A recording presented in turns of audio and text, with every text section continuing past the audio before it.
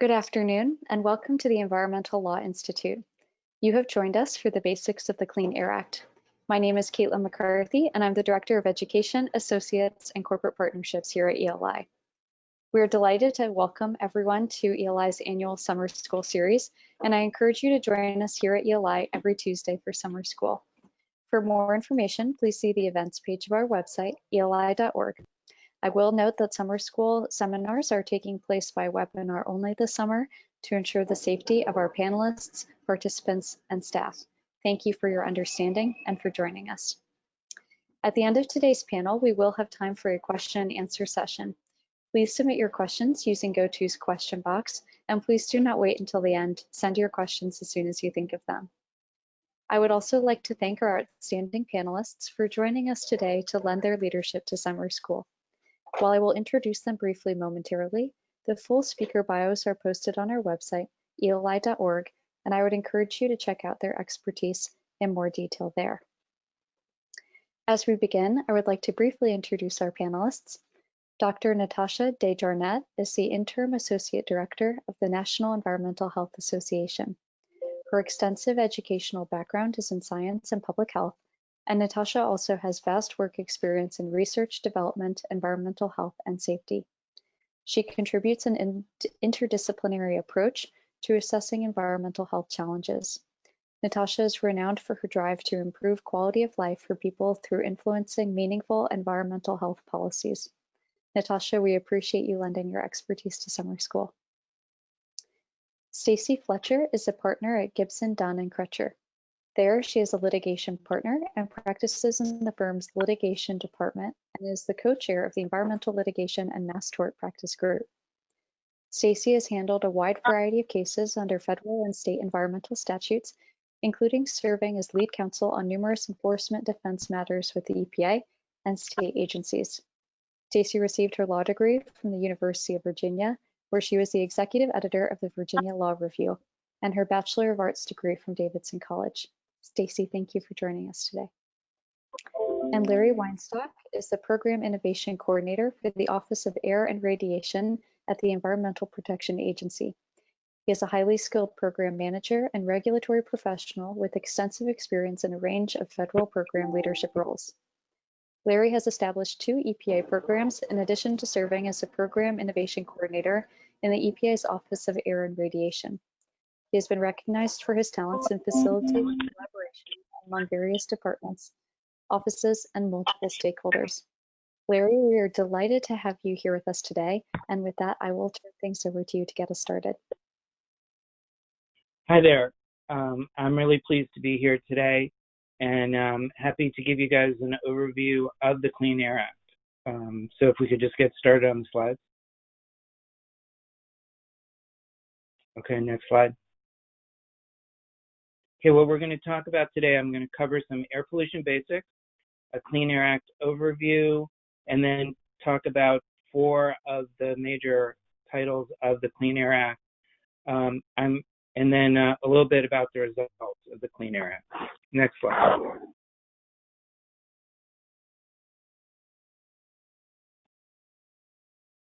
Okay, and one more. Okay, so to really understand how the law works, it's helpful to understand how air pollution works. So I'm going to spend a couple of minutes on this slide just so you have an understanding of air pollution science and how why the act is the way that it is. So on the left, you see a city, and you see that there are all kinds of emissions coming off that city. Some are from stationary sources. You have SO2 sulfur dioxide, you have NOx, which are the oxides of nitrogen, you have PB, which is lead, and VOC is volatile organic chemicals, compounds. Those compounds are, they're things like benzene, or if you think of gasoline, if you spill gasoline, you know that it all evaporates. Lots of organic compounds have that same property, and so when they evaporate, they wind up in the air. Sometimes they're also produced directly from things like vehicles or stationary sources as well. So you have all of these pollutants going up. You also have some natural pollutants. See, there's a fire on the left-hand side. The California fires were famous it was all over the news, all the pollution, mostly particulates that were coming off of those fires, although trees in their natural state can often release VOCs as well. So you have all these emissions going up into the atmosphere, and they can be transported. Sometimes if you're in a city, the transport is in the same city as the source is, the transport is immediate, you're just, you're right next to them. But these emissions can also go high into the sky and be transported for tens or even hundreds or thousands of miles. EPA monitors in California can actually detect pollution from China. So as you see in this slide, we have a nice sunny day, and that's because the sunlight and the heat are going to drive chemical reactions, especially between the VOCs and the NOx and also some the sulfur dioxide. You're going to be creating new particles. The chemicals themselves are going to break down. They're going to interact with each other. You're going to create more particulates, and you're also going to create ozone. Ozone is a toxic chemical. It's very reactive, which is how it causes damage in the body and to plants as well. All of these chemicals together are working, they're in the atmosphere. They break up light from the sun. So while the sun is driving their production, they're also diffusing the sunlight so it can't be seen. And so, it can be, it can be seen, but it's not as direct. And so you get haze. On really polluted cities, if you look from a distance, you may even be able to see like a black brown layer in the air. Because of the coronavirus and reductions in economic activity, for the first time in literally decades, people in New Delhi have been able to see the mountains around them. So the next thing that happens, or that can happen, is that these chemicals that are in the atmosphere can drop. What goes up comes down, and that includes pollutants as well. And so by getting that deposition, which can either be wet in the form of acid rain or dry deposition, you bring those poisons back down to the level where people are breathing them, and that's where you get your health effects. So for a city like Washington, for example, the general air flow is from southwest to northeast. So actually the worst ozone in the Washington, D.C. area tends to be just northeast of the city. Next slide.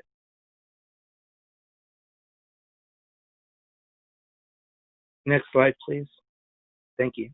So we have a variety of tools to reach the goals set out in the Clean Air Act. We have rules and regulations that set standards for all types of sources. We have permits for larger sources. We can enforce these rules. We have voluntary programs that provide incentives to companies to reduce pollution or provide information to the public so that they can take action on their own. We also have monitoring data and public education. One example of which is the AQI, the Air Quality Index. This index is set so that if you're at 100 or higher, you are violating one or more of the National Ambient Air Quality Standards, the NACs, which we'll talk about in just a couple of slides. But this Air Quality Index is actually an app. You can get it on your phone, and it will tell you the air quality in your area on any given day and what the air quality will be in the next couple of days for where you live. Next slide. So the Clean Air Act has set up a federal, state, local partnership. So there are different roles for each of the actors. The federal role is we identify the air pollutants, we set standards, review and revise those standards regularly.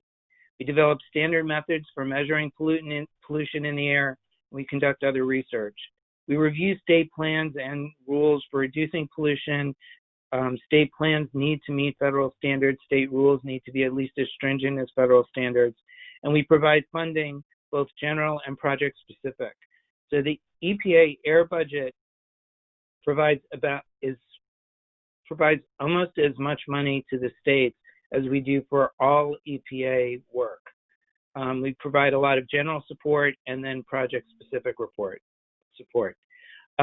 State local role is they do the monitoring under EPA guidance and under EPA rules for locations of monitors and how the monitors are to be operated and the equipment in them.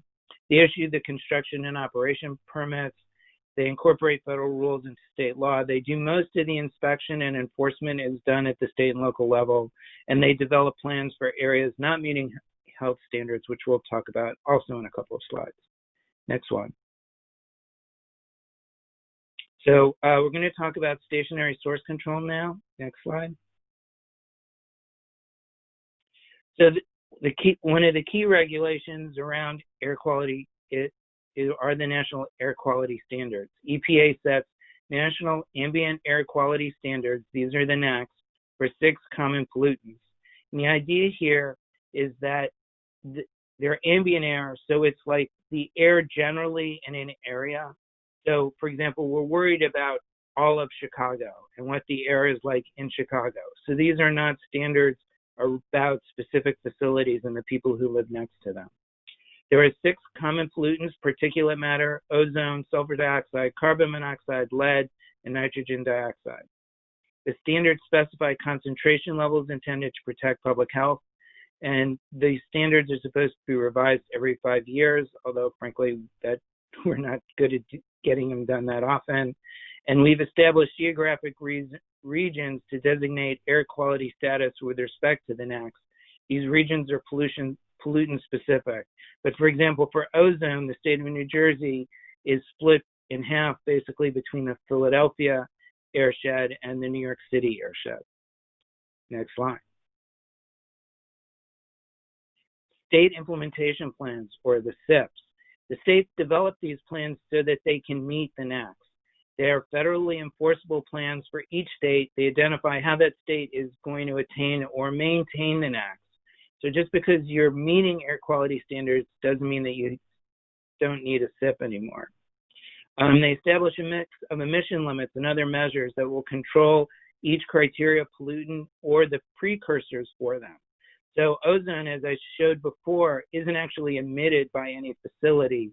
It's really created. So people would care about, for ozone, you mostly care about either VOCs or nitrogen NOx. And it depends on the local area which one is more important. For example, in Los Angeles, if you further reduce VOCs, you may get some health benefits because a lot of them are poisonous, but you're not going to actually reduce ozone unless you reduce NOx. A specific plan is for each non-attainment area, taking into account the sources and the meteorology of the area. The state submits those SIPs and their attainment demonstration. So the state not only has to have a plan, they have to do modeling around that plan, and that modeling has to show that they will either maintain the NACs or they will come into compliance with it. And EPA has to, by rulemaking, formally approve or disapprove a SIP. Next slide. NSR. I'm going to cover this pretty briefly because I know Stacy's going to talk a lot about it. But NSR applies to new major sources or major modifications at existing sources for pollutants. This is actually one of the most complicated parts of the Clean Air Act just because of all the various issues around what's a major modification or even what's a source. And when are things connected or not connected, and it can get very complicated. Control requirements depend on the attainment status. If you are in attainment for the relevant pollutant, then you have PSD, prevention of significant deterioration, and you have to put on best achievable control technology and do an air quality analysis to demonstrate that you will not cause the new action will not cause the area to go into violation of the NACs. For non-attainment NSR, you have a tougher standard, lowest achievable emission rate, and you have offsets that are ratioed to result in NAC reduction. So if you are going to be adding pollution, you have to find ways, other people who've had reductions, or if you're a large facility, you can do it internally and actually show that as a result of the activity and the offsets that there will be a net reduction in pollution. Next slide. Section 112, air toxics. In 1970, the original Clean Air Act had air toxic provisions. They were required to list, EPA to list and regulate air toxics based on the risk they pose, which was safe with an ample margin of safety. In 20 years, EPA listed only 8 toxics and regulated 7 of them. Actually, one of the first major jobs I had at the agency was writing one of those, the air toxic standards for radionuclides. The problem was that it wasn't clear what exactly we were supposed to regulate, and it wasn't clear, an ample margin of safety is based on a complicated risk assessment. You have to get detailed information about each source, about the populations around them, and you have to do a lot of modeling. It was just a very complex process designed to make everybody safe around it. So it was like the goal was to have, in a way, from an environmental and health point of view, the best possible regulation, but it was a very complicated process, and so it was very difficult for EPA to actually implement in any large-scale way. So the 1990 Clean Air Act amendments changed that approach. Instead of EPA having to list toxics, it actually listed 180 air toxics of concern. It required EPA to then identify and regulate major sources of those toxics, major sources in this case being 10 tons of any specific air toxic or 25 tons of all the air toxics together. Air toxics are basically chemicals that are in and of themselves are hazardous, poisonous, they cause cancer, they cause acute respiratory effects, things like that. EPA was required to reduce emissions through technology-based standards and required to evaluate the remaining risks at those sources and set more stringent standards if necessary. So next slide. So the standards we set are national emission standards for hazardous air pollutants, the NESHAPs. They're national uniform standards established to control air toxics. They're applicable to categories of emission sources rather than to specific pollutants emitted. So for example, when I said that we took these pollutants and then did source categories, so you have a chemical like benzene. Benzene comes from a lot of different facilities. One, for example, is a petroleum refinery. But a petroleum refinery also has a lot of other emissions. So there are a number of different hazardous air pollutants that come from a petroleum refinery, and instead of specifically targeting each one of those, we would just target the source as a whole. So we had emission source categories that would cover multiple pollutants all at once. Sources of hazardous air pollutants, which we call HAPs, are major sources, which are the larger ones, or area sources, things more like dry cleaning, facilities, gas stations, auto body shops, things like that. Next slide. So the MACT standards, as I said, are technology-based. So they're based on the average emission limitation achieved by the best performing 12% of existing sources. So if you had 100, you have this source category, and say there are 100 facilities, you look at the 12 best performing in terms of having the lowest emissions based on the technology, control technology, or work practices or materials they're using, and you just average that emission limitation, and then that becomes the MACT. So it can be any one of a number of things. It doesn't have to be specific controls. Excuse me, it could be process changes, operator training, things like that.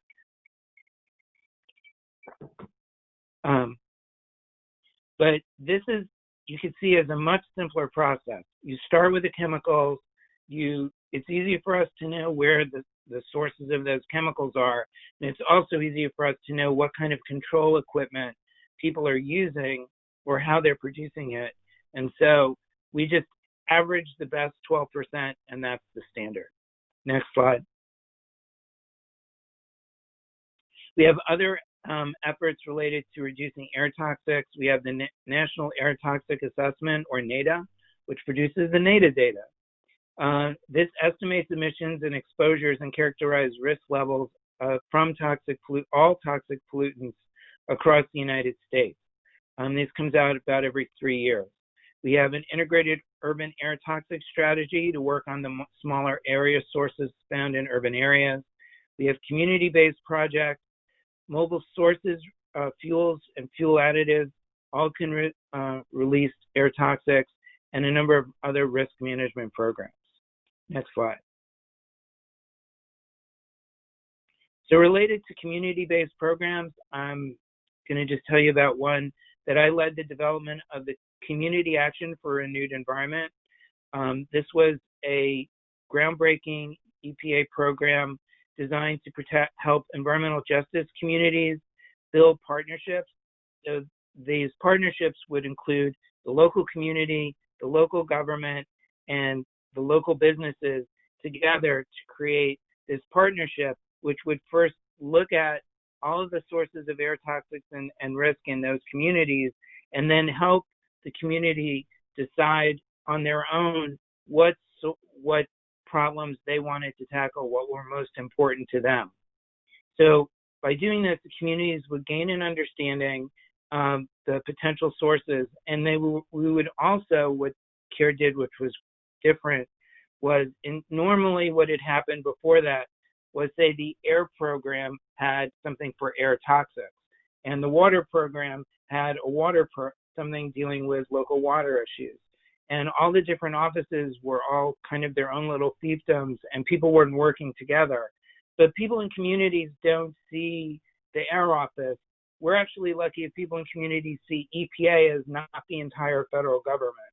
So people would often be frustrated because they might get an air grant, but really the water issues were more important. And so what CARE did is we created this multimedia way to provide communities with tools, technical assistance, and other support so they could implement the solutions they wanted. It's kind of, in a way, instead of doing, the example I used at the time was Dell Computers. Because Dell Computers had figured out how to do mass customization. You could have, they could build 1 million different types of computers with all the different features, but they were mass producing them for each individual. And so here, instead of EPA saying, you have to take this program because you happen to qualify for this grant, we were giving them a grant and we were saying, what do you care about? And here are all the choices, and you take from them. One of the things that was important was to really change the attitude of people at EPA, because a lot of the technical people in particular were saying, what if the community chooses wrong?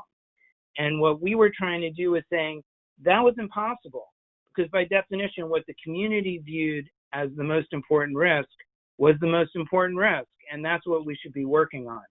And so by doing that, we changed the model of EPA community programs from community-based, things happening in communities, to community-driven, where the action was driven by the community and what it was trying to do. Next slide. So we're going to talk about mobile sources now. Next slide, please. So Title II of the Clean Air Act reduces air pollution from mobile sources by having stricter emission standards for on-road, off-road, diesel, and locomotives.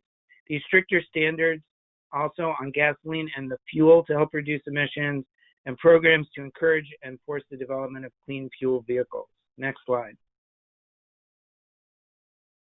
So there are basically 3 ways to control emissions from mobile sources. You can have cleaner fuels and cleaner engines. So the actual engine produces less pollution, or cleaner fuels. For example, in the winter, we are more concerned about carbon monoxide because of the cold engines don't burn as efficiently. And so you can have the carbon that's in gasoline, instead of burning all the way to create carbon dioxide, which has its own issues, but at least for the people who live in the city or are near where the engine is actually operating, it's not immediately, poisonous. But carbon monoxide is a poison. And so, like when people would commit suicide by running their car engine in a garage, what was killing them was the carbon monoxide. And so we have add more oxygen to the fuel, so there's more oxygen in the mix, and so you get less carbon monoxide. But in the summer, because as I was showing earlier, you have ozone creation in the hot sun, you care more about having less VOCs, and so you care about how much evaporation there is in the gasoline. So gasoline is reformulated so that it is less, has lower evaporation. It's called Reid vapor pressure, which is just a measurement of how quickly something evaporates. You can also have tailpipe controls, for example, a catalytic converter, and you can also just increase the fuel efficiency so that there's less fuel that's being burnt, so that there would be less pollution coming out of the tailpipe. Next slide. So there are a number of major Title II provisions. There are emission standards for new vehicles and engines. There are test procedures and protocol to evaluate performance against those standards. We issue certificates and register fuels prior to their introduction into commerce. We can require manufacturers to recall vehicles and engines that don't comply and take enforcement actions. So we have a lab in Ann Arbor. If you have a new car, you're a car manufacturer, that car has to get shipped to Ann Arbor so it can be tested to make sure that it meets Clean Air Act requirements for emissions. This was part of the whole Volkswagen scandal a few years ago, is that they had played with the computer programming so that when it was tested by EPA, the engine would perform differently and then pass the test, as opposed to how it would perform in the field in the real world. And so that was a problem. And then also for fuels that have to be tested so they can make sure that they have the right levels of oxygen in the winter and a low enough vapor pressure in the summer. Next slide. Controls on other mobile sources. Heavy-duty trucks and buses are roughly 99% cleaner than the 1970 models. In August 2016, EPA and NHTSA, the National Highway Transportation Safety Administration, set standards for medium and heavy-duty vehicles. Heavy-duty vehicles are like the big trucks that will improve fuel efficiency and cut carbon pollution.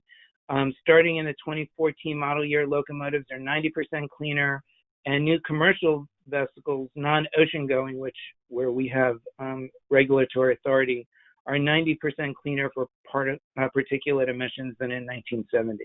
Next slide. One of the big success stories of the Clean Air Act was getting lead out of gasoline. Lead was in gasoline to improve performance. It needed to come out of gasoline both because it was a pollutant and because it prevented catalytic converters from working properly. So one of the major emission control devices on a car is a catalytic converter, which converts the hydrocarbons, such as like benzene or other toxic chemicals, into just carbon dioxide and water.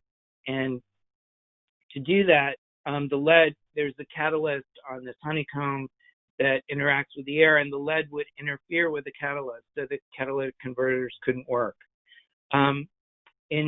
And so we took the lead out of gasoline. It resulted in enormous health improvements, as you can see from the graph here. In 78, about 88% of children between the ages of 1 and 5 years had blood lead levels at or greater than 10 micrograms per deciliter, which is kind of this measurement of level of concern. And by 2007, 2008, this number declined to about 1%. So right now, I mean, there are lead issues, but they're mostly either from water, lead in pipes, or from people who live near things like lead smelters.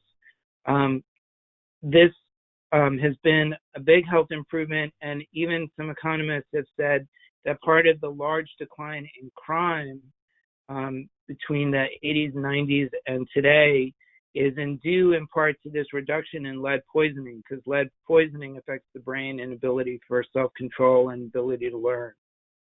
Next slide. Acid rain. Next slide, chapter 4. So this is acid rain control program. It has specific requirements for reducing sulfur dioxide and nitrogen oxide emissions using a cap and trade system for power plants. it allocates emission allowances to these power plants. And so a facility might get 100,000 allowances, which meant that they could emit 100,000 tons of sulfur dioxide. And so we put continuous emission monitors on their stacks so we knew exactly how much was going out. And at the end of the year, the facility had to have 100,000 allowances for their 100,000 tons of emissions.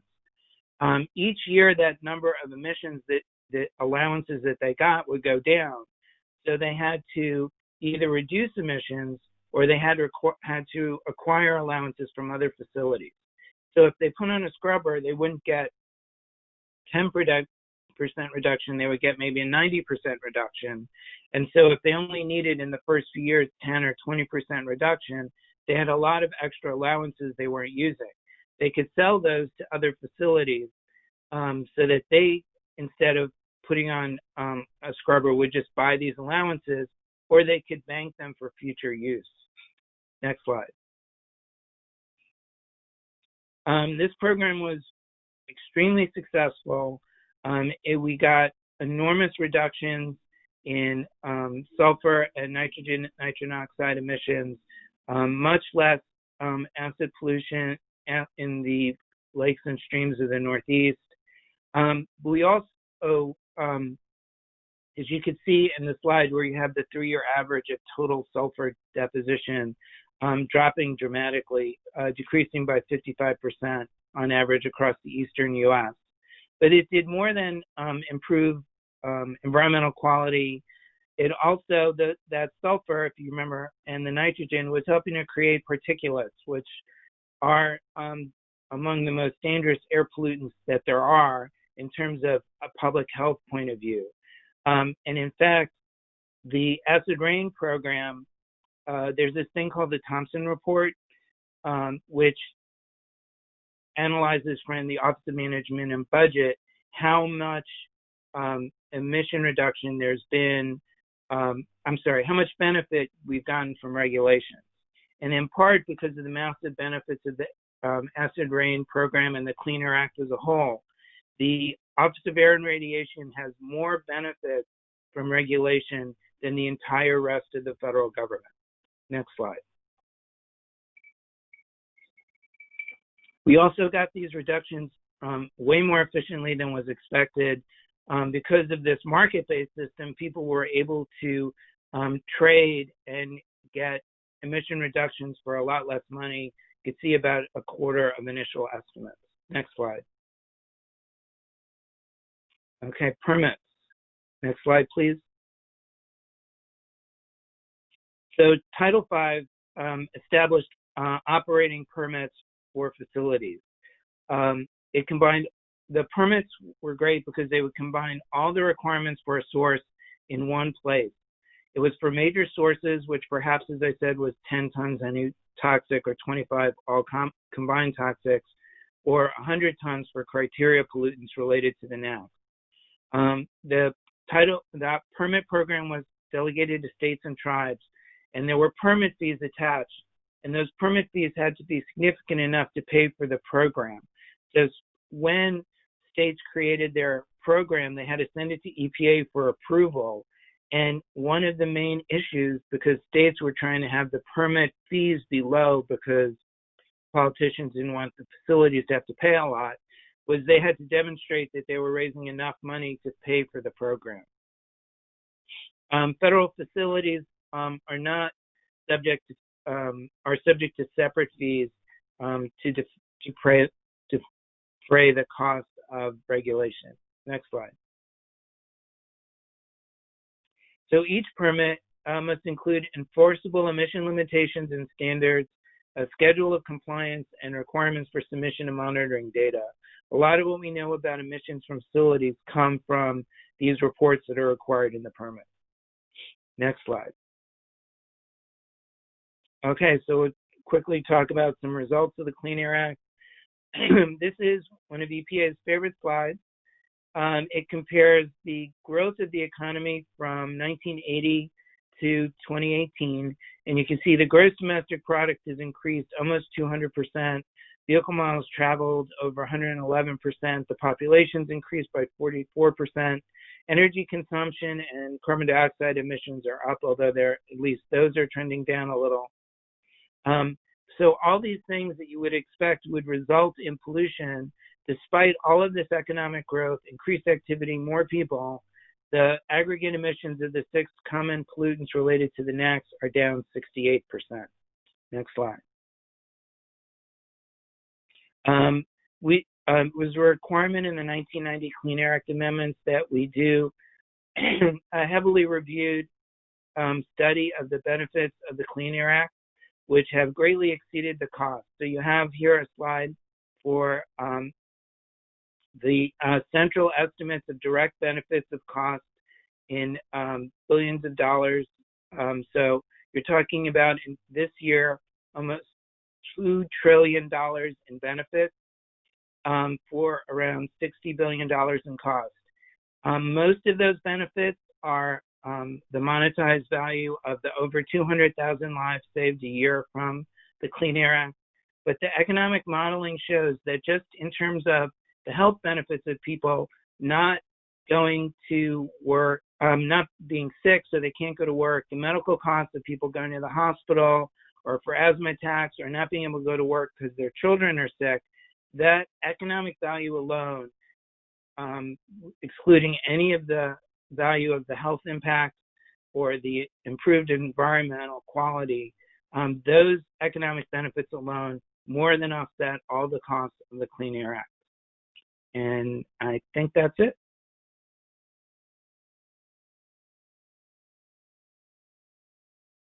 Thank you so much, Larry. We will now turn to Stacy. Well, hello, everyone, and thanks for joining us. I hope you can hear me okay, Caitlin. Perfectly. Great, thank you. Well, Larry has provided us an excellent overview of the Clean Air Act and its conceptual framework, so he's a tough act to follow. What I'm going to do in my presentation is take a deeper look at 3 key Clean Air Act programs for stationary sources and states, and talk about how those programs are implemented in practice. So in particular, I'm going to focus on practical tips for determining the applicability of a Clean Air Act program to stationary sources, and also how to determine the relevant requirements that could apply. Could I have the first slide, please? The 3 programs that I'm going to focus on today are New Source Performance Standards, which we call NSPS, the National Emission Standards for Hazardous Air Pollutants, called NESHAPs, and New Source Review. For stationary sources and their states, these are key programs from a compliance and enforcement perspective. So next slide. And you can go ahead and continue. We're going to start with New Source Performance Standards. New Source Performance Standards, or NSPS, address criteria pollutants and their precursors, such as VOCs, and are aimed at preventing deterioration of air quality from new and modified sources. NSPS regulations are generally organized by industry. So you'll see an example here on the right-hand side of the slide that EPA develops NSPS regulations for paper mills, glass manufacturers, boilers, refineries. These are just to name a few, but generally they're organized by type of industry. There also are NSPS standards that are organized by operations common to many industries. For example, equipment leaks or storage vessels. Those regulations or type of operations may appear at multiple types of industrial sites. So EPA promulgates an NSPS for those common operations and then generally incorporates them by reference into the specific source NSPSs. Currently, there are 100 source NSPS regulations, and they can be found at 40 CFR Part 60. In general, they're organized, as I said, by industry or operation, with each subpart having its own alphabetic designation, as you can see from the right-hand side of the slide. Can I have the next slide, please? For each particular NSPS, that's the self-contained source or type of operation governed by this program, the regulation is generally self-contained and follows the following framework. First, the regulation defines applicability. This will be based on the date of construction or modification and also the potential emissions from the regulated sources. We'll discuss potential to emit later in this presentation, but for present purposes, I just wanted to flag. It's a two-pronged test for NSPS applicability. Second, the NSPS defines source and operations within a facility to be addressed by the regulation. So just as an example, on the earlier slide, we saw that there's an NSPS for paper mills. The regulations don't prescribe a numerical limit for the entire paper mill. What it does is it looks within that facility and designates certain equipment and operations that will be subject to regulation. So taking the paper mill example, the NSPS would have numerical limits or standards for the digesters and the boilers and the paper machines that are within that facility. Those are known as the affected facilities within the NSPS. Third, for each affected facility, the NSPS will have the substantive requirements. Oh, you can go back one slide, sorry. We'll have the substantive requirements and how you determine compliance for each of those affected facilities. So for example, that will look like a numerical limitation, such as a concentration limit expressed as ppm or ppb, or it could be the efficiency of a control that says if you have these types of emissions, you have to route it to a control device, and that has to have a certain percentage of efficiency, like 95 or 98% efficiency destruction for your emissions. Just one other beginner tip, if you're starting to look at the NSPS regulations and determine if it applies to your operations or facilities, you also want to couple your review of the industry-specific NSPS with Subpart A. That's a general section at the beginning of NSPS that will provide a lot of the basic requirements applicable to all the subsections, and they should be read together. So for example, Subpart A will often supply reporting or testing obligations if those are not further specified within the individual NSPS section. Next slide, please. Here I wanted to provide a specific example of how you'd go about determining if you have a regulated source. So first you check whether your industry or type of operation is covered by an NSPS.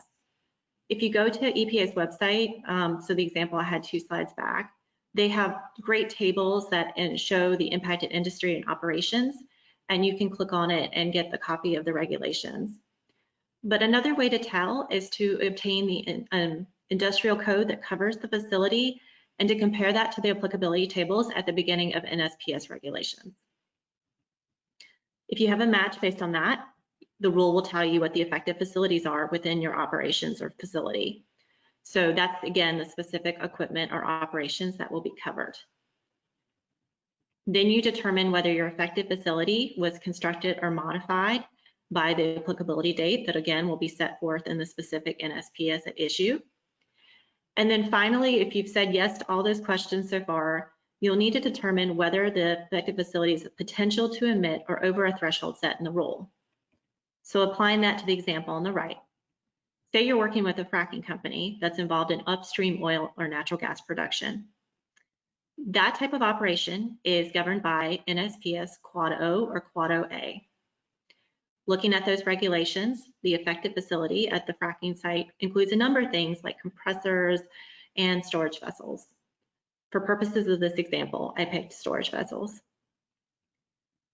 The applicability date for Quad OA, which is the more recent NSPS regulation here, is September 18th, 2015. So you would take a look at your storage vessel, determine whether it had been constructed or modified after that date.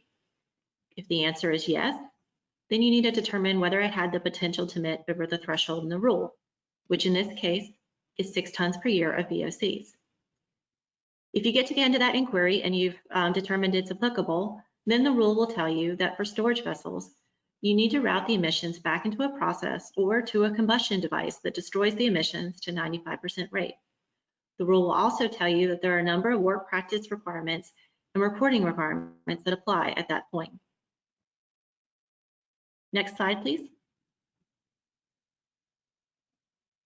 A couple of broader points about NSPS before we move on to the next program. Unlike some of the other programs that I'm going to cover today and that Larry covered in the intro presentation, NSPS applies the same regardless of geographic location. So as Larry introduced, the NSR permitting program requirements vary based on whether the facility is in an attainment or non-attainment area. So NSPS doesn't work like that. It's uniform across the country. And so for that reason, one way to think about NSPS is that it creates a technical floor to ensure that similarly situated facilities are operating with comparable emissions and technology. Okay, next slide, please. So the next program I'm going to cover is the National Emission Standards for Hazardous Air Pollutants, or NESHAPs.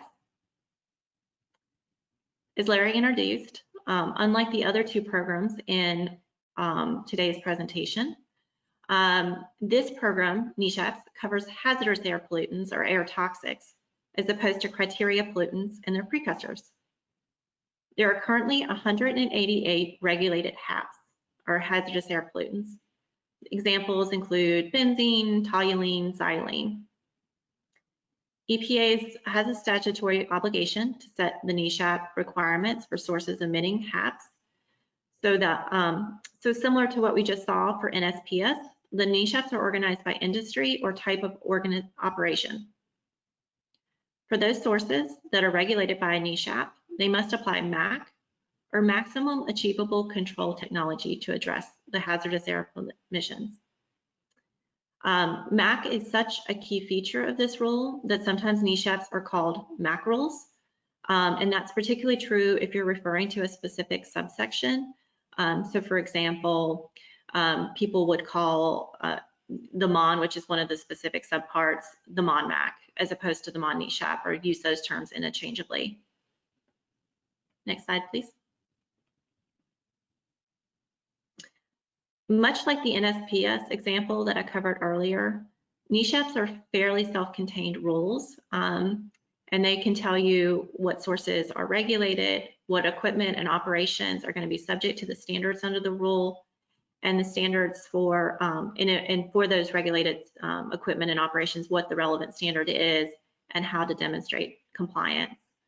A little bit different from the NSPS, the NESHAPs do tend to divide equipment into different groupings. So rather than having one standard that applies after you've crossed the threshold for applicability, sometimes NESHAPs will have various categories of regulation, but in general, it works the same way as NSPS in terms of how the rules are organized. Next slide, please. All NESHAP standards, as Larry mentioned earlier, define major source applicability the same way. A major source for purposes of a NESHAP is any stationary source or group of stationary sources that emits or has the potential to emit 10 tons per year of any single listed HAP or 25 tons per year of any combination of HAPs. So for example, if I was working with a facility that had the potential to emit 11 tons of benzene, that is a potential major source for purposes of this program. You could also have a major source if your facility had a potential to emit 9 tons of benzene, 9 tons of toluene, and 9 tons of xylene, because you'd be adding them all together and you'd be over the 25 ton per year limit. Then there's often, and I mention this because I think it's an important part of the rule to not overlook, the regulation goes on to talk about everything else, which are facilities that emit hazardous air pollutants but don't qualify as a major source under those PTE thresholds. Those are area sources, and they have separate requirements that you should also evaluate when you're looking at the requirements for hazardous air pollutants. One thing that I've highlighted on this slide that's common to all the programs that we're talking about today for stationary sources under the Clean Air Act is the concept of potential to emit is relevant for the applicability determination. The potential to emit is the maximum capacity of a source to emit an air pollutant under its physical and operational design. When you calculate the potential to emit, a source must assume to operate 24 hours a day, 365 days a year at maximum capacity without control, unless the facility is subject to a federally enforceable state permit limit, which addresses or limits operations. These permit conditions that you can consider in PTE or potential to emit calculations will appear in state permits. but they must satisfy certain legal requirements before they become federally enforceable and therefore can be considered as limiting PTE. Next slide, please. Okay, so just like on the NSPS slide, I wanted to provide a practical example of what the MACT looks like, or the NESHAPs look like in practice. So here I picked the NESHAP standard that governs the chemical manufacturing industry. It's called the SOCME MACT. And you can see here how the rule defines who is covered. You first look to see if you meet any of the potential to emit thresholds. If you have the industrial code, that would fall under this particular regulation. Then under this particular NESHAP, the regulated sources are the process vents that are actually used in chemical manufacturing, along with the facility's wastewater storage tank and equipment leaks. And so if within the rule, you determine which of these types of equipment or operations that you have, and the rule will tell you for each of them what the relevant standard is for control and how you demonstrate compliance, including monitoring and reporting. Next slide, please. Finally, as I alluded to earlier, the NESHAP standards also address sources that emit HAPs but fall below the PTE or the potential to emit thresholds, and these are called area sources. The area sources are organized in a similar manner to the NESHAP, but they're less onerous because the MACT standard doesn't have to apply in terms of the relevant control technology and the limits. The key point here is just to remember to check for area source requirements if you're evaluating the potential regulatory requirements for a source, even if it doesn't qualify as a major source. Next slide, please. Finally, I will cover new source review. Next slide, please. New source review requires owners and operators of new and modified sources to obtain permits with appropriate limits and control technology prior to new construction or modifications. The purpose of this program is to maintain the NAAQS, or the National Ambient Air Quality Standards that Larry discussed earlier. NSR is implemented through a state-specific permit program. So similar, this program, but also the other two I've been talking about, are generally outlined at the federal level, but incorporated into state SIPs, the state implementation plans that Larry talked about earlier. So you have to check both sources. And so here the important part is that NSR is a state-specific permitting program, so you need to check there in the first instance to determine the relevant requirements. And in that regard, NSR is somewhat customized because it's implemented through a permit that will apply to that specific facility in general, as opposed to the other programs where the rule will tell you what is the numeric or emissions limit or the control technology that you need to use. Another key element of the NSR program is that it can vary based on the area that you're operating or constructing or modifying a source. And here, this is again the distinction that Larry talked about earlier, is the difference between attainment and non-attainment areas. Sources that are in attainment for the NAAQS can secure state permits for construction and modification under the PSD, the Prevention of Significant Deterioration Program. Sources that are operating or will operate in non-attainment areas for the NAAQS will need to secure non-attainment NSR permits from their relevant state and local permitting authorities. Next slide, please. The applicability of the NSR program, and specifically whether the facility will need a permit for construction or modifications, turns on potential to emit, much like the other programs that I reviewed today. But the thresholds vary, so it's a little bit more complex to determine whether you need a pre-construction permit under this program. For new construction, the Clean Air Act has a list of 28 sources, and these are broad categories. And for those 28 source categories identified by the Clean Air Act, the potential to emit standard is 100 tons per year of any regulated NSR pollutant. If your source is not listed in the Clean Air Act, then the trigger is 250 tons per year PTE, or potential to emit, for an NSR pollutant. For modifications, the potential to emit threshold is a little bit more tricky. The table to the right sort of demonstrates the variety, but generally the thresholds for modifications will depend on the specific pollutant, as well as the area where the facility is located and its attainment status. Next slide, please. So as I mentioned earlier, the requirements for NSR PSD permitting are outlined at a high level in federal regulations, but there are more specific details in the state implementation plan. So it's very important to consult with the state regulations for this and all the programs that we discussed today. In general, for sources in attainment area who are undergoing PSD, they must secure a pre-construction permit for the proposed project that'll utilize best available control technology, or BAC, for its emission units. The rule also requires PSD sources to conduct air quality analysis to ensure that they won't increase emissions in a way that will impact air quality. And the permitting process under PSD is subject to a public involvement, public comment, and hearing process. For sources that are in a non-attainment area, they also will secure a pre-construction permit from their state or local government, but it will undergo a more rigorous process because they're in non-attainment. The area is in non-attainment. The state permitting agency will be evaluating the facility's proposed construction or modification for compliance with technology that can achieve the lowest achievable emission rate, so a very stringent standard. The facility also, as Larry alluded to, must obtain emission offsets from other sources or within their own fence line to make sure that there's no increase in emissions as a result of the project. And like PSD, this permitting process is a public process that involves public comments and potentially a hearing. Next slide, please.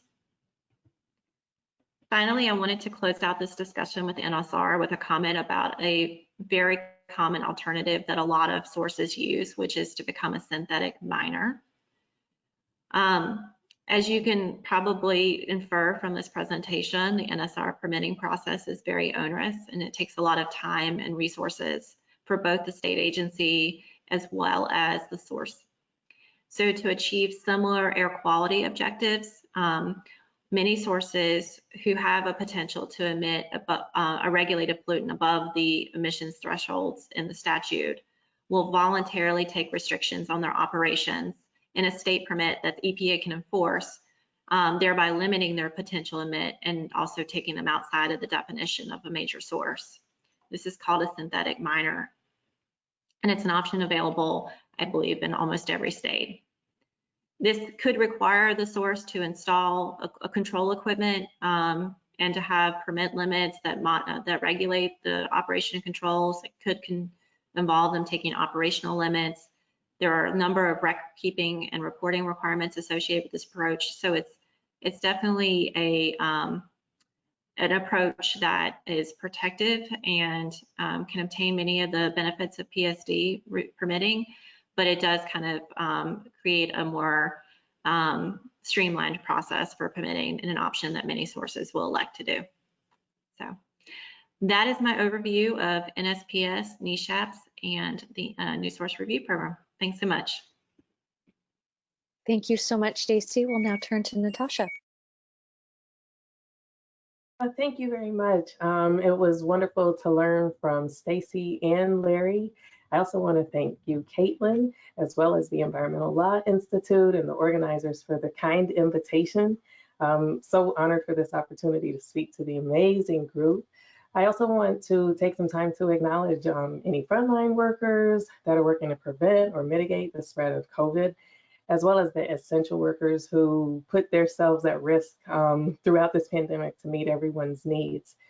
In addition, I want to acknowledge those that are in the global movement to call for justice and equity. For all those reasons, I am not taking for granted this amazing opportunity to speak with you today. So today I will be sharing about clean air under the auspices of climate and health considerations.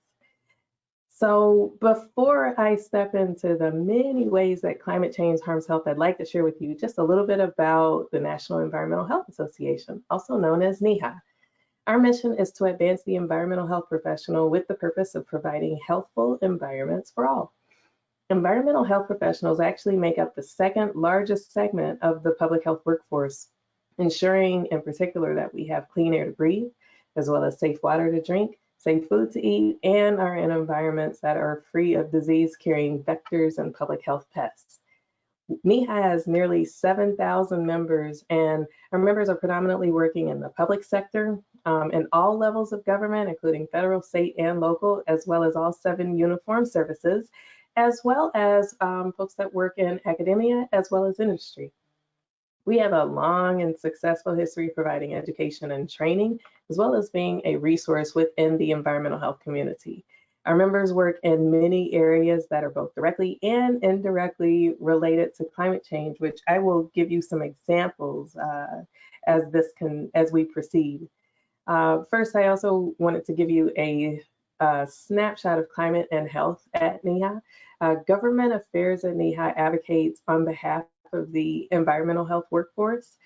Our solution to environmental challenges like climate change is to invest in credentialed environmental health professionals in the workforce. As such, we have helped secure funding for Zika, for CDC's Climate and Health Program, and for recovery from the 2017 storms, where we had 3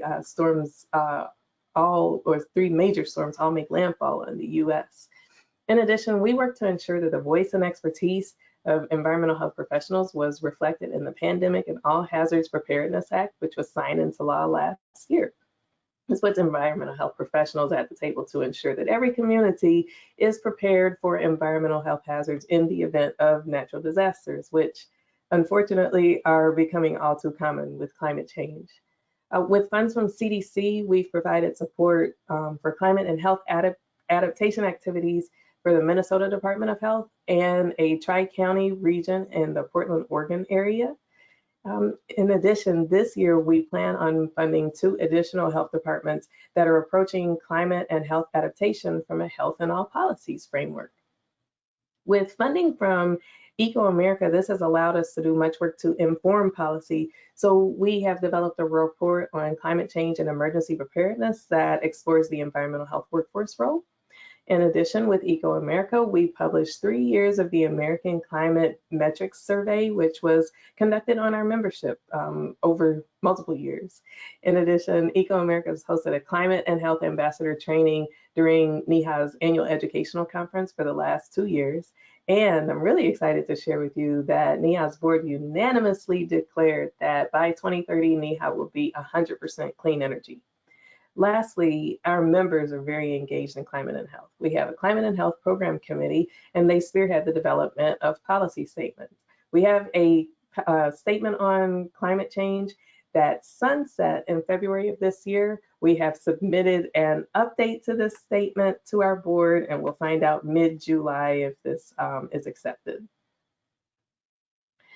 In addition, I wanted to share with you that NEHA endorses the U.S. Call to Action on Climate, Health, and Equity, a policy action agenda. This builds on the 2018 Global Call to Action on Climate and Health.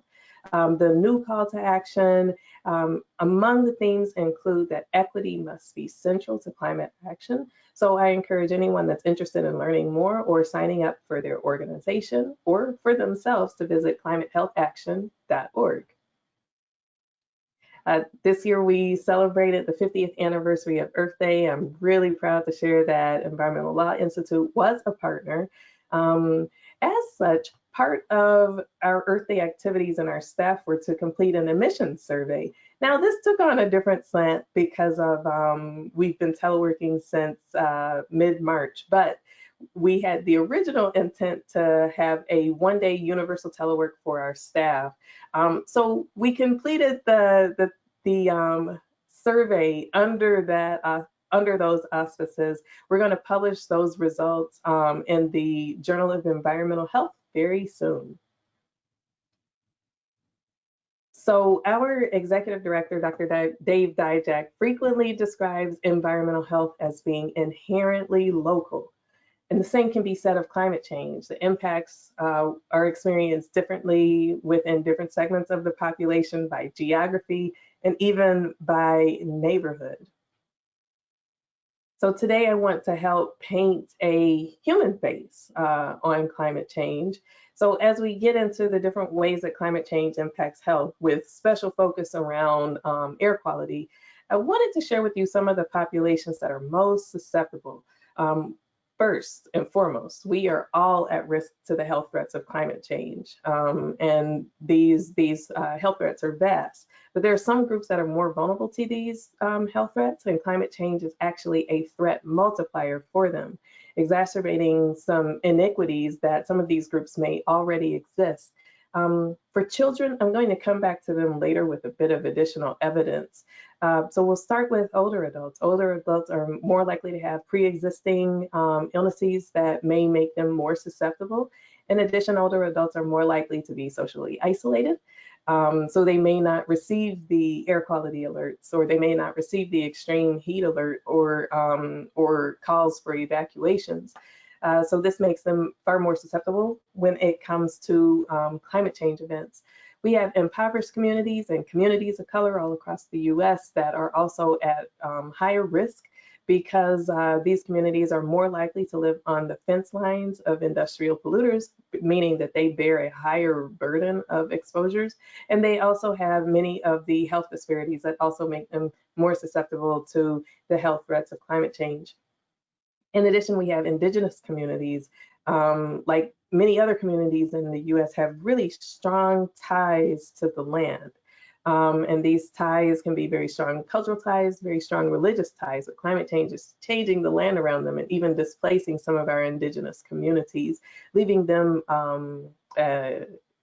leaving their threats multiplied when it comes to climate change.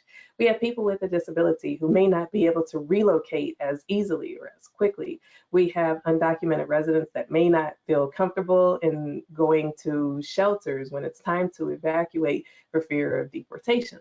And then we have LGBTQ populations who have expressed concerns with storm shelters for fear of discrimination or worse.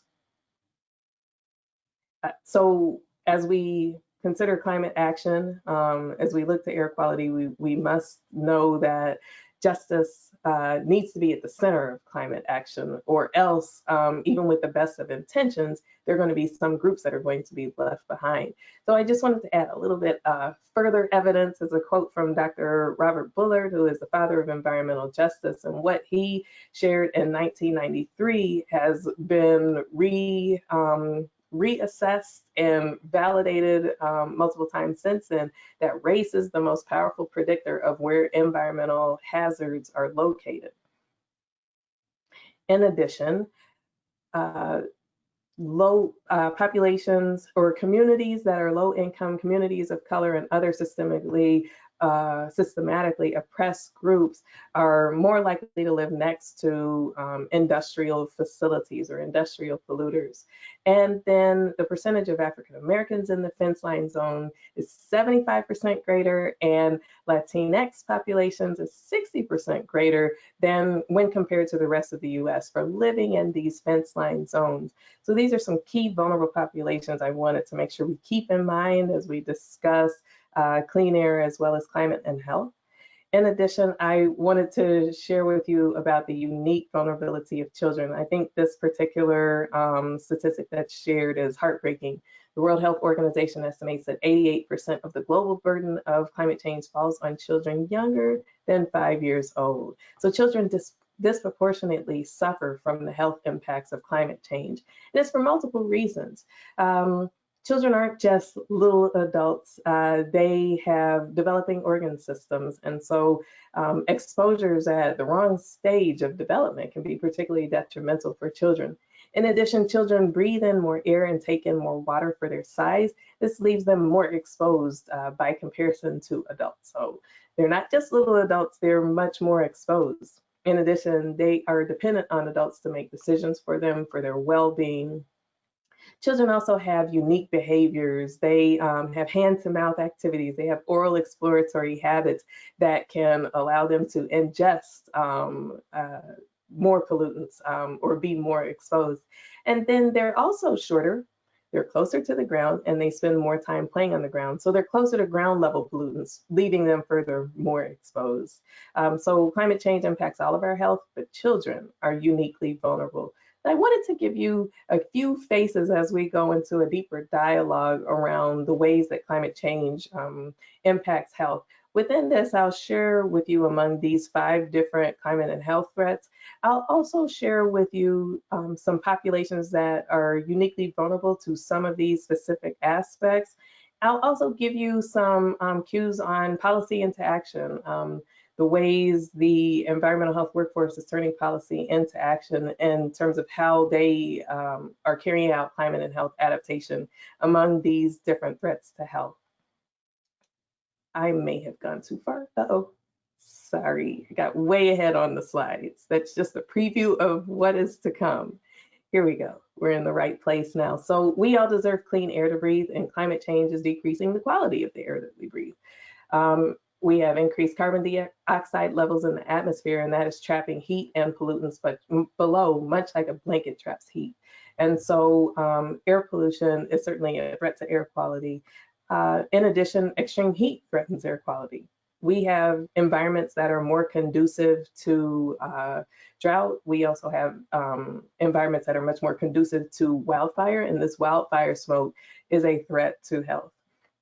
In addition, we have a longer, hotter, warm season, and thereby a longer and more intense pollen season. So this increases our exposure to allergens like pollen.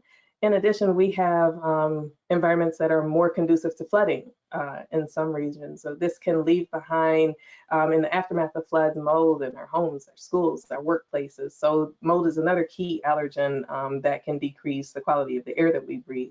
So these exposures, especially air pollution and extreme heat, can increase our risk of asthma as well as heart disease. In addition, I've made the case that climate change can be bad news for allergy sufferers, and these aren't just nuisances. These can cause school and work absences, or can decrease productivity in school and at work. I just want to give a snapshot for an example to hone in on some disparities, looking at asthma in the state of Alabama. 8.6% of adults had asthma in 2012. That's similar to the national prevalence of asthma, but it's a bit higher for African American adults in asthma, as you can see here, close to 11%. Then when we look at children, children have more asthma prevalence in Alabama compared to adults.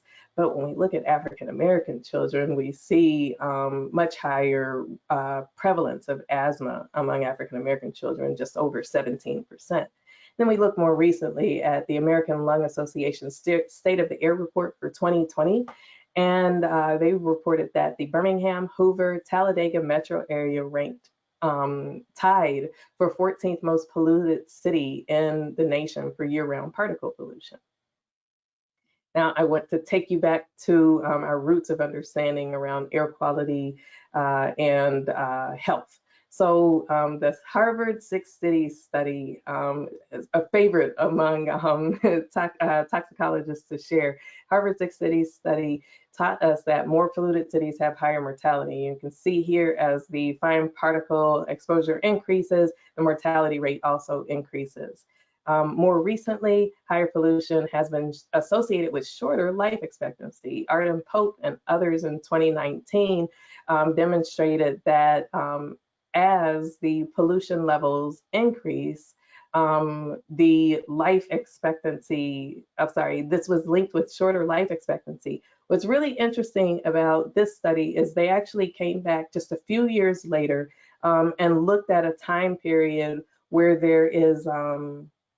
there's still a increase in air quality. How do I say this properly? There's still lower pollution, but it's to a lesser degree than the period that's referenced here. And even with smaller decreases in pollution, they still were able to demonstrate significantly significantly increased life expectancy. I hope I haven't confused everyone. I'm happy to take any questions there. The main point is that higher pollution is associated with shorter life expectancy, and even and if we're looking to the benefit of this, even with smaller decreases in pollution, there's still significantly increased life expectancy. I spent a lot of time in the area of environmental cardiology. And so I'm really excited to share with you some of the evidence behind the relationship between air pollution and cardiovascular disease.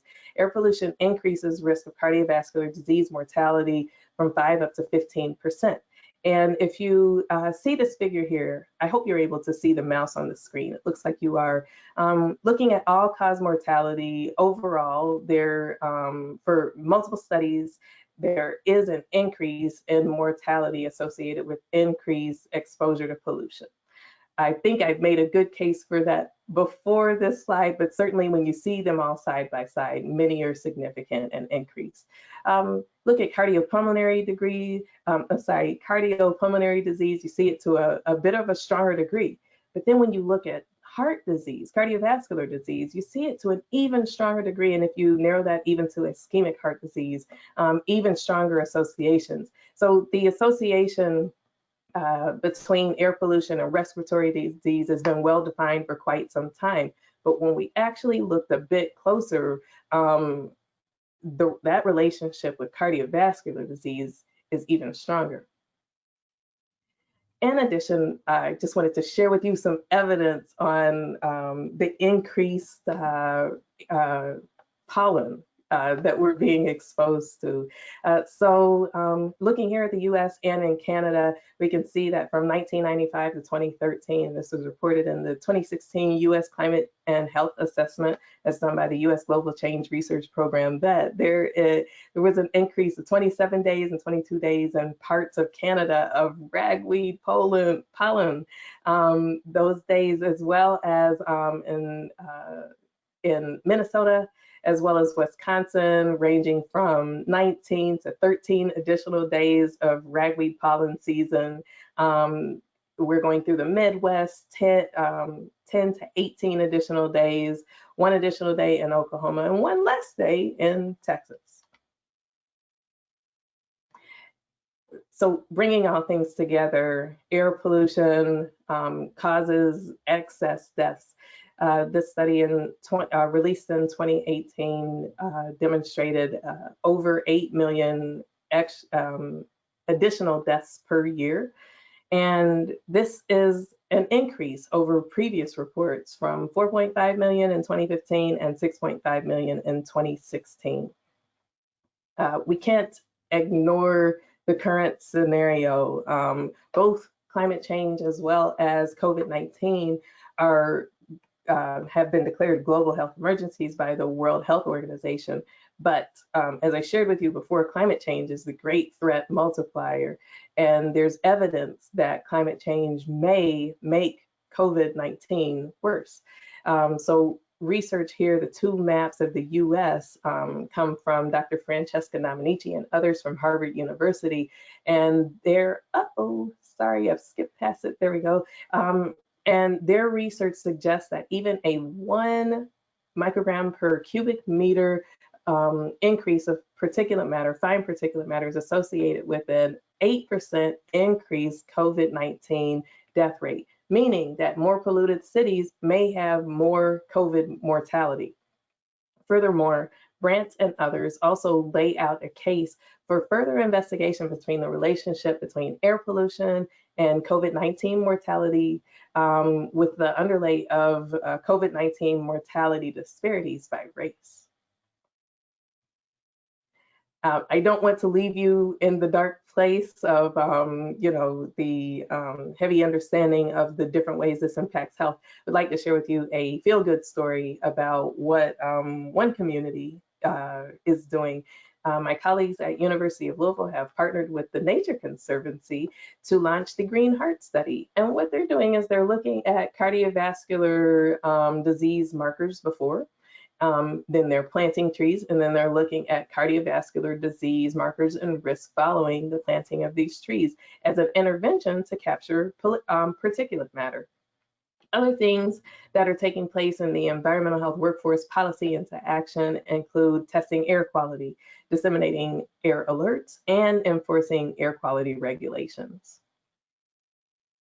So changing gears, in 2016, the U.S. Climate and Health Assessment that is completed by the U.S. Global Change Research Program reported that climate change has increased in frequency and intensity of extreme weather events. This is especially concerning because heat is the top cause of natural weather-related death nationwide. So extreme heat can be particularly dangerous for children, as they're more likely to be playing outside, as well as for elderly, as they might be more likely to live in unair conditioned environments and be socially isolated.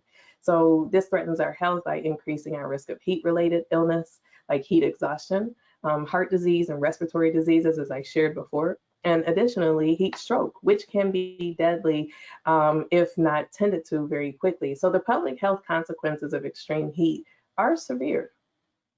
I want to point out two populations to you that are quite susceptible when it comes to extreme heat.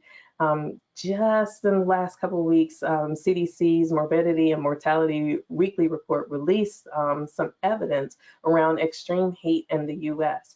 And if you see here in Table 2, they're sharing the number and rate of heat-related deaths by different races and ethnicities. And you can see that for whites or Caucasians, whites or Caucasians have the highest number of deaths for heat-related events. However, if you're looking at rates, you see a disparity here where American Indians and Alaska Natives, the rate of heat-related deaths is much higher for them compared to the other populations assessed.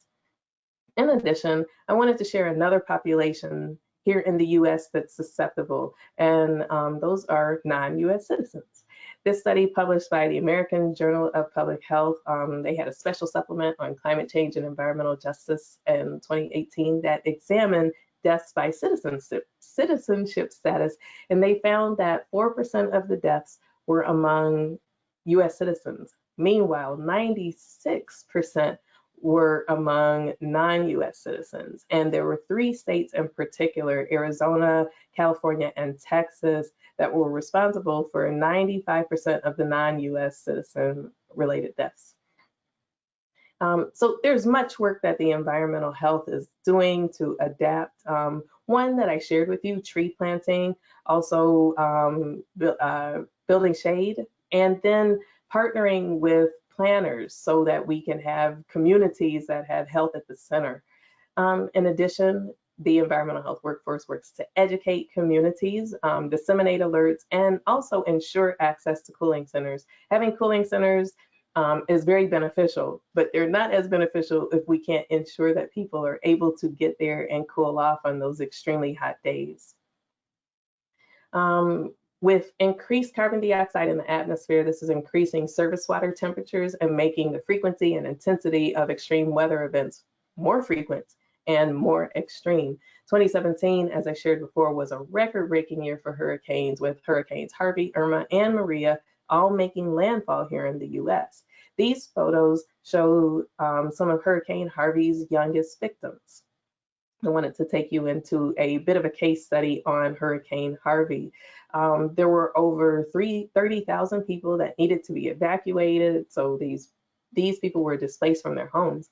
There were at least 63 deaths. There was significant infrastructure damage, considering to roadways and more. When this happens, this can interfere with our access to needed medical services. And at such a time as that, the need is even heightened to be able to access hospitals, to be able to access doctors, and to be able to even get prescriptions filled for prescriptions that are needed to maintain life. In addition, there was significant water contamination that was reported there through breaches at industrial facilities. And the population reported increases in gastrointestinal illness as well as skin rash. So This particular figure displays that the impacts of extreme weather are costly in both the health toll as well as the economic toll. So these are storms or climate events that exceeded $1 billion in losses in the US. And of course, you can see the mortality is highest once again for extreme heat, followed by tornadoes, hurricanes, and floods. And so much of climate and health adaptation is preparedness when it comes to extreme weather. So ensuring that people have evacuation plans and are able to evacuate the safety. The further one evacuates and the sooner before the event that one evacuates has very positive effects on physical and mental health. So the environmental health workforce is part of helping disseminate these alerts, making sure they're received widely, and also similar to being able to access cooling centers, being able to actually access evacuation and shelters. I went too far once again. Sorry about this. All right, so transitioning into extreme precipitation.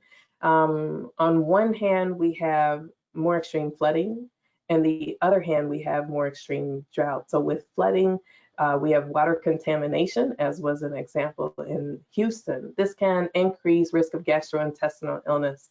There's a study that looked at waterborne disease outbreaks in the US, and they found that over half of waterborne disease outbreaks in the US were preceded by an extreme rainfall event. We also have community destruction that results that can lead to injury and death. When we look at drought, we see effects to agriculture, for example. So there can be decreased crop yield. This can actually contribute to malnutrition, which is something that we're seeing internationally.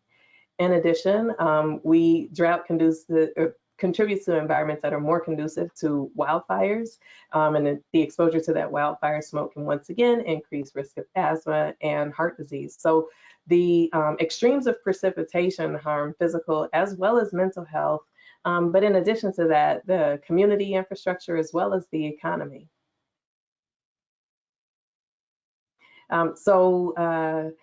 This is an example of dust storms, and these are coming from the Midwest, or this photo is from the Midwest. And dust storms can increase respiratory disease. This can be brought about by drought, or drought can make more conducive conditions for dust storms. So we have to look out for certain vulnerable population when it comes to dust storms.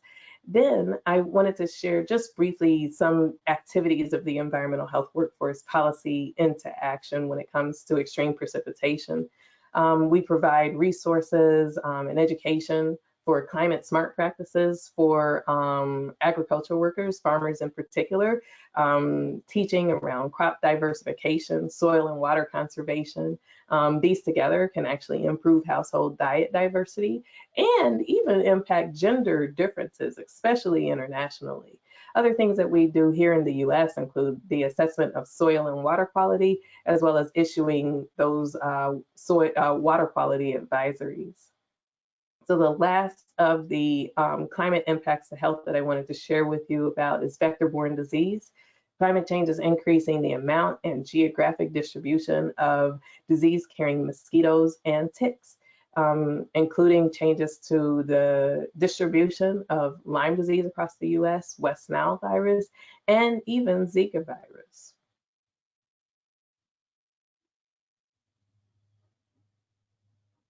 One moment, I think there's a little lag on advancing this slide.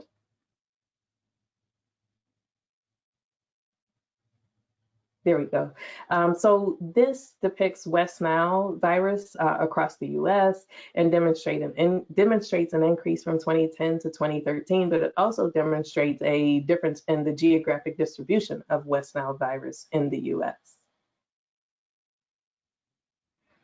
So the environmental health workforce utilizes One Health approach that brings together policymakers, decision makers, folks with expertise in vector-borne disease management together, among others, but particularly for vector-borne disease, to address adaptation in this space and protect communities from vector-borne disease. In addition, the environmental health workforce works to educate. In Maine, for example, the environmental health workforce has worked to educate physicians that they're going to see increases in Lyme disease in practice. Vector control is a very popular area within the environmental health workforce. Within NEHA's membership, vector control is the second largest specialty area. And, you know, the core of public health is prevention. And so eradicating areas that are vector prone, so that would be areas that have standing water, areas with trash that lingers, for example, these would promote vectors. So being able to eradicate those can help prevent vectors. I want to highlight to you briefly that it's not just physical health that's at risk. I gave a lot of examples of the way physical health is threatened, but our mental health is threatened also by climate change. Climate change, exposure to extreme weather in particular, and floods can increase risk of stress, of anxiety, of PTSD, and depression. Nearly half of Hurricane Katrina survivors developed a mood or anxiety disorder, and 1 in 6 developed a post-traumatic stress disorder. In addition, extreme heat and extreme weather can increase risk of depression, of violence, of suicidal ideation, or even suicide. Extreme heat can also render inactive some psychotropic medications. Also, drought and extreme heat can cause conflict, especially internationally, where land is no longer sustainable through drought, for example, and tribes, nations will need to move into other areas, and this can certainly contribute to conflict. So I don't want to, once again, leave you in the dark place. There are many health organizations that are calling for action. NEHA is part of this amazing group that's led by the American Lung Association that comes together to as a group, stand and say that we call for nothing to undermine the Clean Air Act's authority because of the significant health benefits that have been that we have benefited from through the Clean Air Act. In addition, we all also collectively call for climate action, and we do that from a health perspective. So just wanted to share with you and put a human face on the many ways that climate change impacts health, but through the lens of clean air, as clean air is very strongly connected to climate change and climate action in particular. So I thank you for your time. I'm happy to take any questions and grateful for this opportunity once again. Thank you all so much. So we will now turn to questions. Let me open up the first.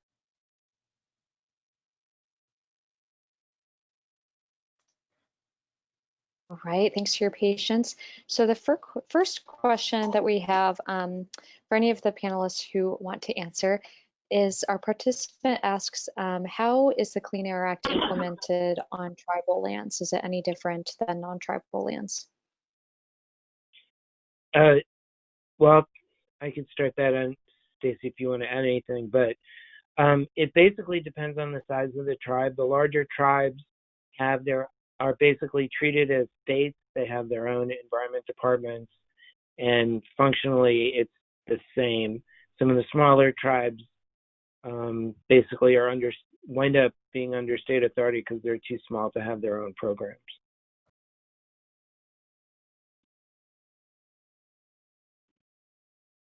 I don't have anything else to add to Larry's answer. Perfect, thank you. So another question is, one of our participants asks, what are the main current EPA efforts to control greenhouse gas emissions?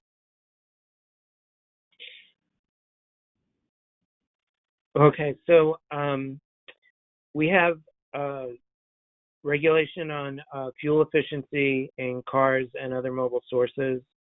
They have a wide variety of voluntary programs. We have very active programs working with state and local governments to help them both plan for and adapt and also to get reductions as well.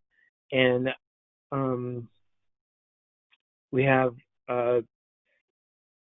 we got rid of the Clean Power Plan, but replaced it with ACE, which should hopefully get some reductions as well.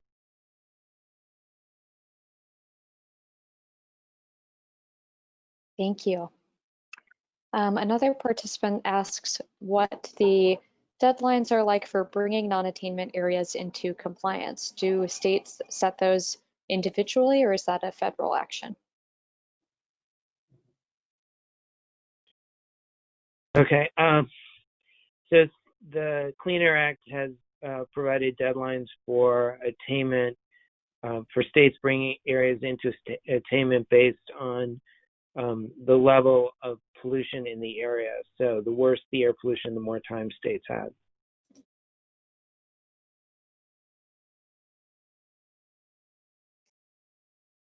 Perfect.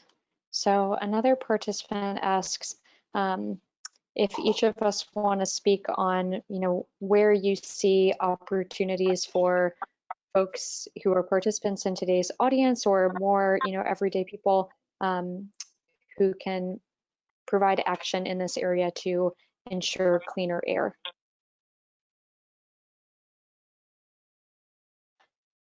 So I would like to call to ensure that health is at the center of decision making. So bringing the health voice into the dialogue, and then also making sure that justice is at the center of decision making. Those would be my recommendations, as well as other things that I can recommend if there's opportunity to utilize health in all policies frameworks. I recommend that as well. Thank you. I'll give Larry a break since he's had to go for the first 3 questions. And I would just add that as we highlighted throughout today's presentation, the Clean Air Act contemplates a role for the public in both setting standards, but also commenting on individual facilities who are going up for permits. Those are often available on state websites. You can see what permits are up for review and participate in that regard as well through the existing processes set forth in the Clean Air Act. I would also add that, especially when it comes to climate, all of us are taking actions that, result in emissions of greenhouse gases, and we can increase our own energy efficiency to help reduce total emissions, be part of the solution. Thank you all. We have another question from a participant. Are enforceable limit standards and permits determined by federal or state authorities, and who would write these permits? So in the I'm sorry, go ahead, Larry. No, I was going to say, do you want to take it, Steve? So in the NSR program, which is probably the best example, typically most states have the delegated authority. There are some states where it's not been delegated, but that's probably the majority rule. So your state permitting agency would set the limits based on their review under PSD or NSR in your construction permit. It's the general rule. And just more broadly, EPA standards sets the general federal standards which states are enforcing, but states can always go and be more stringent. So at any given state, for any given facility, the state has more stringent rules than the facility would have to comply with those, but at a minimum, they have to meet federal standards. Thank you both. Another participant asks, criteria pollutants like carbon monoxide are naturally occurring. Should carbon dioxide, which is naturally occurring and causes climate change and associated effects, be regulated as a criteria pollutant?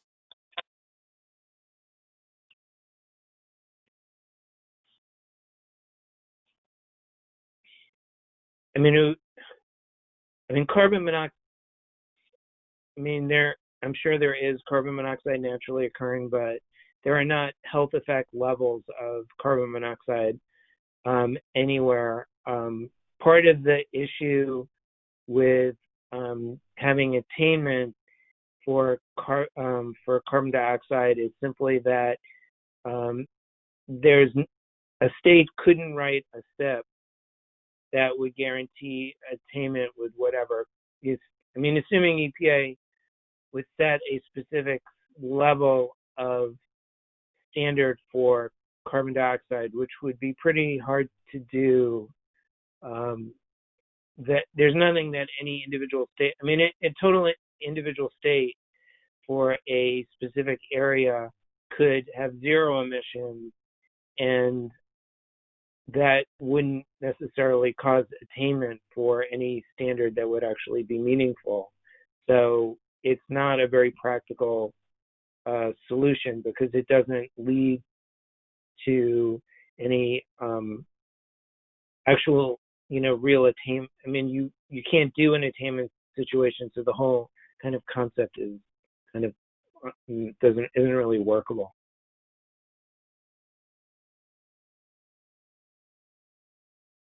Okay, and we have a related question. A participant asks, how and why were the original criteria pollutants selected? My understanding, and this is not an area I have huge expertise in, but they were selected because they were basically ubiquitous in an area. So as opposed to the air toxics, which for the most part are going to be released from very singular points, and their effects are going to go down as distance from that point occurs. In an area like New York, if they're non-attainment for ozone, there aren't like different. I mean, there may be some variation, but as a general rule, all of New York City is in non-attainment. All of the air is bad, and so that's why this concept of ambient air. So carbon monoxide would be in most of an urban center. If the urban center had problems, it would be very broadly based, and it was coming from tailpipe emissions. So they were looking at pollutants from that point of view. What were what things that were hazardous, but the concentrations were not changing so dramatically over relatively small areas.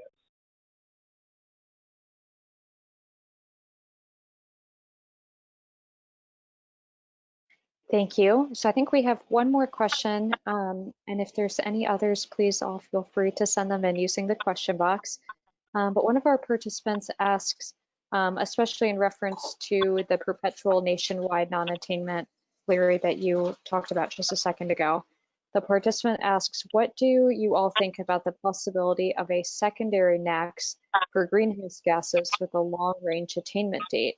For example, with the use of Section 179B, but for international emissions and unclassifiable statutes. Could that help fix this perpetual nationwide non-attainment?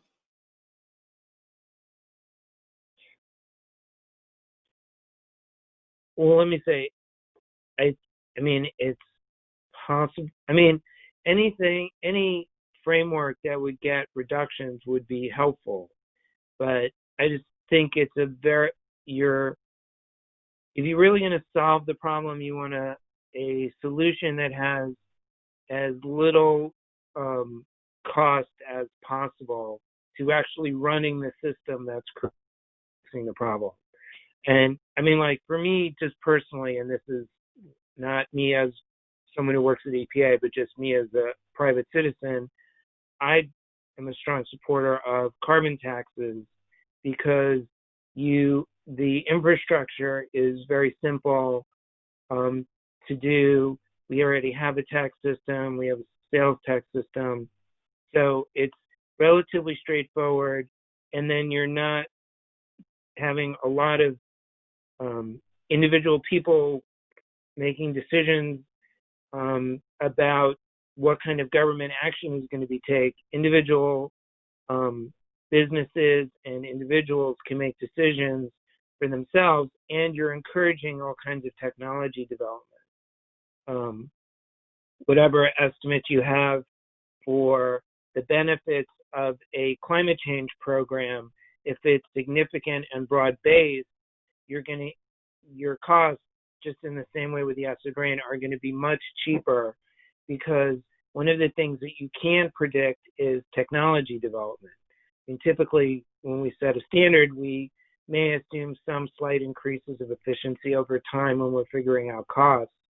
In something as big as the climate, if you have a tax on things, then you're going to get a huge economic incentive for lots of breakthroughs in technology. You'll never be able to figure out where they are. If you do a system where you have like a cap and trade or specific regulations, say, if you have a cap and trade system, so then just for one example, if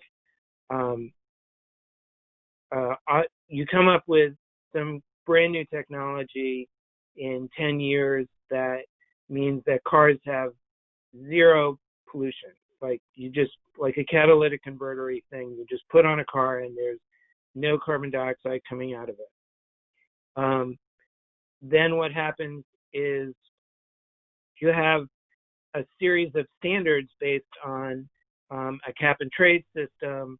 Then all of the allowances that would have come from the automobiles are going to go into, say, pharmaceutical manufacturing, and they won't do the reductions. But or if you have a whole set of standards around it, it's not going to make change. It'll make it just, you're going to have, you won't be pushing that kind of technology because your standards are going to be based on current technology. But if you have a tax, then every facility or industry broadly is on their own, and reductions in one place don't cause reductions elsewhere. Because one of the things you have with a cap is you have a ceiling on emissions, but every man's ceiling is another man's floor. You also have a floor on emissions. You have a tax, you can get much lower emissions over time because there isn't trading between areas where you have huge technological breakthroughs with other areas. Everybody's kind of on their own, so you'll get the most reduction. You'll have the least transaction costs. You'll have the least government regulatory transaction costs of setting up systems and all kinds of things because you have a relatively simple system, and you force and get the maximum benefit for technology. So sure, maybe you could do some kind of SIP thing, but it would just be so much more sand in the gears and inefficiencies in the system. It wouldn't really, if you want to fix it, that's not the way to do it.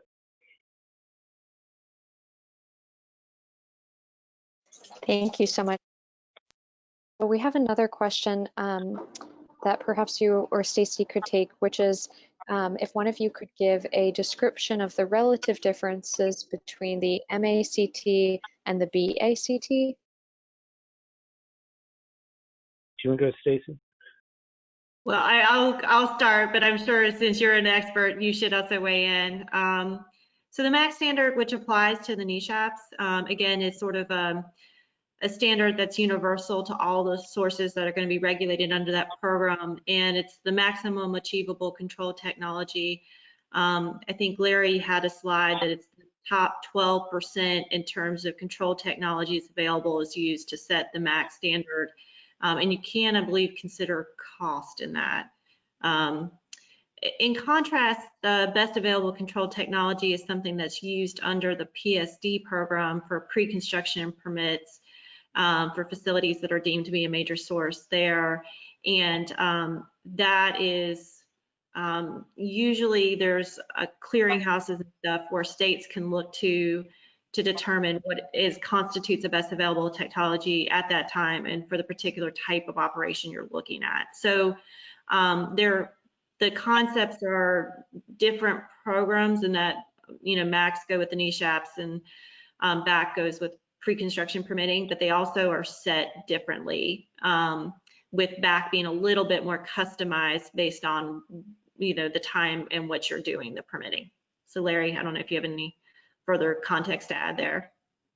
Yeah, no, I think it's fine. I think people shouldn't get caught up in the acronyms and try to balance, well, is maximum better than best, or is best better than, you know, they're not set that way. It was just, people are looking for terms and they're taking them, and they shouldn't really be compared that directly between each other. So that you shouldn't, if that's confusing you, just ignore that totally. It's just not really, don't worry what the acronym stands for. Stacy got, you know, the MACT standards are general, they're broad-based, they're not cost-based. MACT standards are individual to facilities and are very dependent on cost and very dependent on very specific situations. And don't worry, the difference between maximum and best is not relevant. Thank you both so much. So Natasha, we have a comment and question for you. One of the participants writes, thank you for reminding us about the health implications of climate change. And then of course that this is relative, but what do you see as kind of the most pressing health issue coming out of the implications with climate change right now? Oh, that's such a tough question. And I'm going to give a non-conventional answer. I think it is the inequities that climate contributes to. It furthers health disparities. It furthers health disparities in particular among our most vulnerable populations. And so I think that it being a great threat multiplier is one of the greatest threats that we're experiencing in climate change. So as I said, we're all at risk. Thank you so much. And then I think we have one more technical question before we wrap up. Can someone please explain what is being done for the retirement of existing sources of pollutants? They gave an example of older cars. So is EPA regulating older sources that continue to pollute under the Clean Air Act? So for older cars, we it depends on your local area. Certainly, we test cars while they're in operation as well over time. So that's where you get recalls for pollution control systems that aren't working. I'm sure many people have gotten recalls of their cars over there, you know, at least once or twice in their lives. So we do keep testing. There is some ongoing testing of vehicles over time. In addition, in certain areas, depending on your air quality, there are inspection and maintenance programs, which, like where I live in Virginia, Northern Virginia, in the DC area, every 2 years, I have to bring my car in and have its emission system tested as part of the registration process. So if I don't get it tested, I can't re-up my registration, which then would lead to tickets. So I have a decent incentive to do that. And so people will actually, you go to the garage, and while they're testing the general safety, like are the brake lights working and the brakes functional, they also will test the car emissions to make sure that the equipment's still working. But that equipment's only only lasts for so long. At some point, cars are older than that, and there really isn't any specific control other than the idea that fleets turnover. For buses and trucks and diesel, big diesel equipment, it's different because diesel engines can last. I mean, the idea of a diesel engine lasting 1 million miles is not in any way extraordinary. It happens all the time. And so EPA has a series of voluntary programs and grants, the Diesel Emission Reduction Act grants, DERA grants, to actually pay people, for example, school districts, to just retrofit the existing school buses, which have these diesel engines and would be working fine, to put control equipment on to try to reduce their emissions in the field. Thank you so much. So a big thank you to our participants for joining us today and for your thoughtful questions. We hope you'll continue to think about the foundations and intricacies of environmental law, most especially the Clean Air Act. We're grateful for your participation in ELI's annual summer school series, and we hope to welcome you all back for the Hazardous Waste Insights next Tuesday. I want to extend a huge thank you to our fantastic panel, Natasha, Stacy, and Larry, You all have contributed so much. Thank you for lending your expertise to STEM. Thank you.